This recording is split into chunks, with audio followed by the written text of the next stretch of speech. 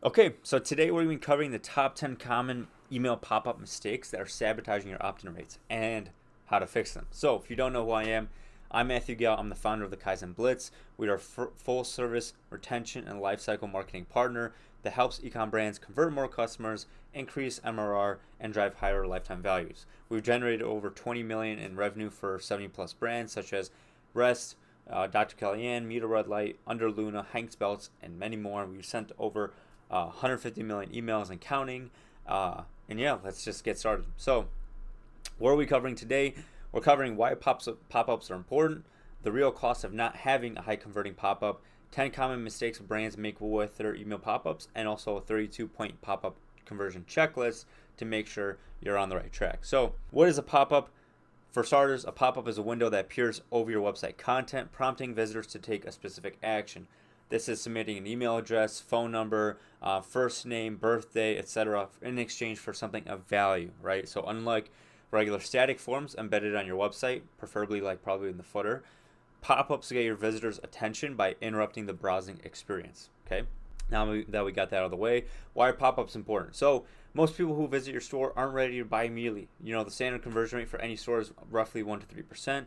And so that means is out of the 100 visitors that you drive to your website from Meta, Google, TikTok, organic SEO, only 1 to 3 of those will purchase on the first visit on average, okay? So suppose you're paying $1 per click, which is generally on a good day. That means you're spending $100 minimum to hopefully convert 1 to 3 customers, while the other 97 and 99 visitors are just going to buy it right away, right? So they have objections that you have to address, such as, can I trust this brand? This doesn't fit in the budget right now. I might have to check this out later.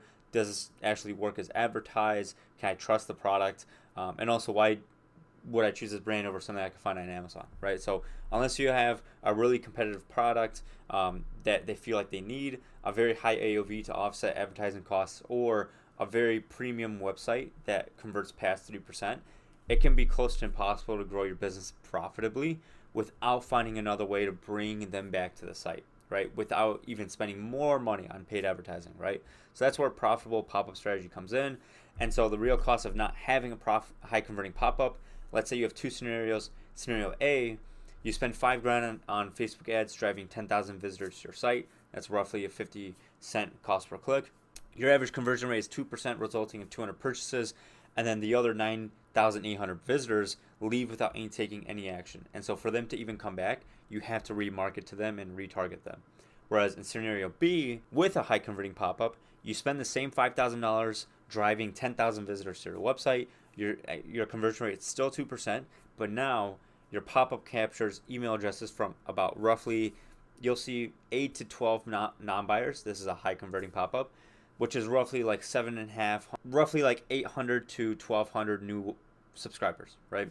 With a high converting welcome flow and your welcome campaigns, you're likely to convert 10 to 20% of those subscribers within 30 days. So that's roughly 78 to 200 something ish additional sales, all without spending an extra money or extra penny on Meta or Google. So that's why pop-ups and split testing offers are essential for maximizing ROI, and also making sure you're not making any common mistakes in the overall design or build of the pop-up. So let's get into the common pop-up mistakes a lot of brands make, because we've seen a lot of them. After implementing pop-ups for dozens of e-com brands, we've identified the most common mistakes that can really wreck your results. So number one here is having a weak offer. So your offer is the number one most important aspect of your pop-up. If it's not compelling enough, visitors simply won't convert, right? So you can see here something for REI Co-op. All it is just saying, oh, can I get the latest deals, news, and more by inputting my email. And when your visitors see stuff like this, all they think is like, oh wow, extra junk that I can send to spam or delete from my inbox. That sounds great. It doesn't compute. People don't like that. People don't want that. So if it's not compelling enough, people just won't convert. So the solution for this is, for high AOV products, you should be using dollar amounts instead of percentages. So like, so if you have a high AOV, so the solution is, if you have a high AOV product, use dollar amount discounts instead of percentages. So like $25 off sounds better than 5% off for a $500 product. If you can't offer discounts, get creative with non-discount offers such as exclusive content, early access, giveaways, free guides, etc. And then also split test different offers to see what resonates with your audience, right? So trying to figure out what people really want to really drive incremental results. Two, too many form fields. So each additional form field you add will reduce opt-in rates. This is pretty much a fact, right? So asking for too much information up front creates a lot of friction and abandonment. So looking at right here from Surf Stitch, I can see exactly that, I have to input my email, first name, phone number, and whether I'm a female or male. And that's a lot of information just to ask right up front. And so rather than using, asking for it all up front, we can use commitment and consistency bias to say, hey, do you want $20 off your first order? Yes. Okay. Give us your email and maybe your first name. Okay. Now give us your phone number. And then also let us know, who are you shopping for, men or women, right? So you can create multiple steps in the pop-up journey to make sure it's a lot more easier to go through and submit the information, right? So start with just the email address. That's just the bare minimum. And then if you need additional information, use a two-step process. Collect the email only, and after submission, ask for additional information such as SMS consent or first name, who are you shopping for, etc. And then also only ask for information you'll actually use. This is an important one. If you're going to ask for a birthday, make sure you have a birthday flow. Actually use that information, because if you're just collecting information just for the sake of it, there's really no point in doing so. So keep that in mind. Also, pro tip, adding form fields or quiz-like fields can sometimes boost opt-in rates if it's set up correctly. But more often than not, you'll see a 15 to 20% decrease in signups for every additional slide or form you tack on. So keep that in mind. You can boost the opt-in rates and also even conversion rates from the offer, but you should also just keep that in mind. Like, sometimes it works for some industries and sometimes it doesn't. You just have to figure out and test it out for your brand to see what works. 3, poor timing. So showing pop-ups too early disrupts the user experience before visitors understand your value proposition. So what are you really offering them? And then showing it too late means visitors leave before seeing them. So you have to find the sweet spot. So for most sites, 3 to 10 seconds is the sweet spot. You could adjust timing based on the page type. So if they're on the product page versus the home page, they might be able to tolerate earlier pop-ups than maybe like an About Us section. You can use also scroll depth. So if they scroll 20 to 30% of the page, that can be an additional trigger to activate. And then also test different timing patterns to find your optimal delay. Also, pro tip, they don't have this data in Klaviyo or any other pop-up. So analyze your Google Analytics average session duration to figure out the timing, right? So if most visitors leave after 20 seconds, your pop-up should appear a lot more before that. Okay, so just something to think about. 4, slow loading speeds. So pop-ups that load slowly create a poor user experience, and they're probably going to be closed because something pop up. Oftentimes, what happens is something pops up on someone's screen, and the images don't load. So make sure that you compress all your images for web use. Consider removing images entirely from the mobile pop-ups. That's a big one.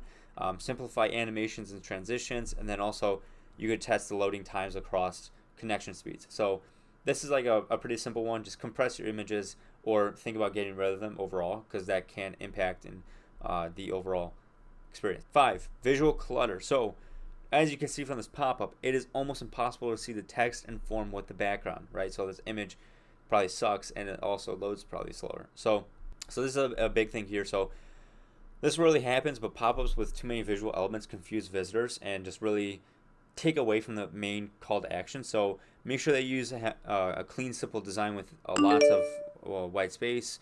Limit your color palette to like 2 to 3 colors, so that like make sure that they're your brand colors plus 1 accent color. Use visual hierarchy to direct attention to the offer and CTA. So a simple thing that this brand could do here is probably get rid of the background image. This is really ruining it a lot. Make the offer in the header, and then the CTA button is really good. It sticks out. I know where that is, and that I know what it's asking me to kind of do, but it's just too much for my eyes to really digest. Like, I had to think about it. So make sure you use visual hierarchy to make sure it's just simple and straightforward. And when in doubt, remove elements rather than adding them. Make sure, like, just simplify it and make sure it's just super easy for people to understand what you're asking them to do. 6, unclear or hidden offer. So I had to use this pop-up twice. So yeah, I am using the same picture twice. If visitors can't immediately understand what they're be getting by engaging with your pop-up, they're going to ignore it and close it. So looking at this pop-up, I'm looking at it and I have no clue what this is asking me to do. I mean, albeit it's asking me to sign up to our newsletter, but what's the benefit? What am I getting out of it? It's super hard to see unless I zoom in and realize, oh, they're offering me $5 off my first order. But it's almost impossible to see that with the waves in the background. Okay, so make your offer the most prominent element of the design, put it in the header, make sure that's a headline. Use specific language on what they'll receive. So get 15% off versus sign up. So get my coupon versus get my $5 coupon. That would help. Make sure the offer is visible without scrolling. So if people are on mobile, make sure that on the phone screen it's right there and they can just see it, and there's no image, there's nothing blocking it, there's not a timer just in the way on top. Just make sure that's clear. And then also highlight the offer with contrasting colors or larger text. So visual hierarchy, keep that in mind. 7, improper size and positioning. So pop-ups that are so too small can be easily ignored, while those that don't appear in the optimal viewing area may get missed. So you can't really see it here, but this is like a super tiny pop-up that shows up like on the right-hand corner of a desktop screen. And so it is, you could barely see it. Like it doesn't say anything. Not only does it not say anything, but like the sizing, the positioning, also the image, it blocks out the model here. So like I can't see what I can kind of see what she's wearing, but if you're showing me your jeans too, I can't see that, right? If you're selling your sunglasses, I can't see that. So make sure that it's the proper sizing with all the images and the pop-up work well. So on desktop, aim for pop-ups that occupy 30 to 50% of the screen, maybe not the entire screen, but I would say like a section of the screen. On mobile, cover 70 to 90% of the screen while still allowing users to see what the page they're still on. Making sure that pop-ups appear in the center of the visible viewport, or in the center of the screen, I would say. I'm going to just change this really quick. And then create separate designs for mobile and desktop. So that helps a lot. Pro tip for mobile pop-ups, keep the most important elements like the headline and the form above the fold to make sure that they're seen without scrolling. Okay, so that's a really important thing to keep in mind. 8, too much text. So a lot of visitors already understand pop-ups. You don't need to sell them or give them paragraphs of info to explain your offer, your newsletter, why you want to collect their email. It can actually hinder your performance. So looking at the left-hand side, like you can see, there's all this text here. It looks just like straight out of ChatGPT.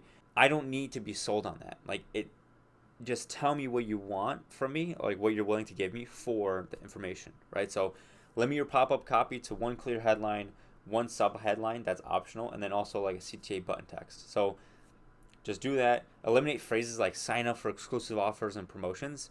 This is already implied. This is already, people already understand this. This is not 2014. People already understand what they're getting when they input their email. And then also use bullet points if you need to communicate multiple benefits around your product or around your offer. Number 9 is poor mobile optimization. So I kind of covered this already, but with more than 70% of e-com traffic coming from mobile devices, pop-ups that aren't properly optimized for smaller screens can alienate the majority of your visitors. So you can see here on the left-hand side, this image is taking tons of space. And so I can see the offer right here, right? I can see like, oh, here's 10% off your first order. I can't see the form. I can't see the button. I don't know where I should be clicking. And so that gets in the way. I can't see that. And so that can impede the performance in terms of mobile design. So quick solution, create dedicated mobile pop designs. Make sure that mobile users don't have to scroll the entire pop-up.